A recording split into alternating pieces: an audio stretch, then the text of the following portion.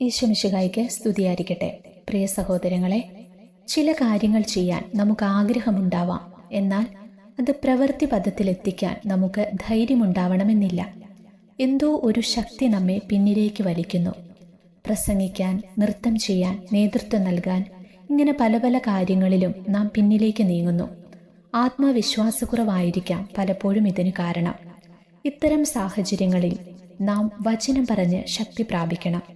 വചനത്താൽ നാം ശക്തി നേടണം. ഇതാ അതിനനുയോജ്യമായ ഒരു വചനം ഞാനിന്ന് പറഞ്ഞു തരാം. യൂഥിത്തിന്റെ പുസ്തകം 13-ാം അധ്യായം 7-ാം തിരുവചനമാണ്. ഇസ്രായേലിന്റെ ദൈവമായ കർത്താവേ, ഇന്ന് എനിക്ക് ശക്തി തരയണമേ. ഒന്നുകൂടെ പറയാം. ഇസ്രായേലിന്റെ ദൈവമായ കർത്താവേ, ഇന്ന് എനിക്ക് ശക്തി തരണമേ. ജീവിതത്തിൽ നിഷ്ക്രിയമായിരിക്കുമ്പോൾ, ദുർബലരായി കഴിയുമ്പോൾ, അപ്പോഴെല്ലാം ഈ വചനം പറഞ്ഞ് നമ്മൾ പ്രാർത്ഥിച്ച് ശക്തി നേടണം. അതുപോലെ നിരാശയും ഭയവും ഒക്കെ നമ്മളെ വല്ലാതെ അലട്ടുമ്പോൾ പറഞ്ഞു പ്രാർത്ഥിക്കാൻ പറ്റിയ ഏതാനും വചനങ്ങൾ കൂടി പങ്കുവയ്ക്കാം. റോമാക്കാർക്ക് എഴുതിയ ലേഖനം 5-ാം അധ്യായം 5-ാം തിരുവചനം. പ്രത്യാശ നമ്മെ നിരാശരാക്കുന്നില്ല, കാരണം നമുക്ക് നൽകപ്പെട്ടിരിക്കുന്ന പരിശുദ്ധാത്മാവിലൂടെ ദൈവത്തിന്റെ സ്നേഹം നമ്മുടെ ഹൃദയങ്ങളിലേക്ക് ചൊരിയപ്പെട്ടിരിക്കുന്നു. മറ്റൊരു വചനം സങ്കീർത്തനങ്ങൾ 34-ാം അധ്യായം 4-ാം തിരുവചനം. ഞാൻ കർത്താവിനെ തേടി, അവിടുന്ന് എനിക്ക് ഉത്തരമരുളി. സർവഭയങ്ങളിലും നിന്ന് അവിടുന്ന് എന്നെ മോചിപ്പിച്ചു.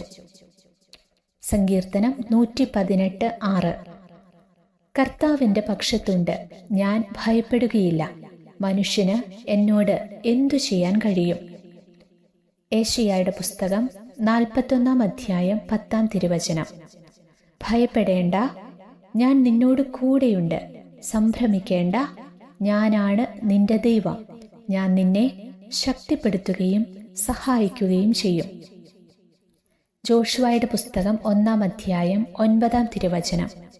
ശക്തനും ധീരനുമായിരിക്കുക. സങ്കീർത്തനങ്ങൾ 115:12. കർത്താവിന് നമ്മെക്കുറിച്ച് വിചാരമുണ്ട്, അവിടുന്ന് നമ്മെ അനുഗ്രഹിക്കും. അടുത്ത വചനം സങ്കീർത്തനങ്ങൾ 46:10. ശാന്തമാവുക, ഞാൻ ദൈവമാണെന്നറിയുക. ഒരുപാട് ടെൻഷനും അസ്വസ്ഥതയും ഒക്കെ നിങ്ങളെ അലട്ടുമ്പോൾ ഈ വചനങ്ങൾ ഏറ്റുപറഞ്ഞ് പ്രാർത്ഥിക്കുക.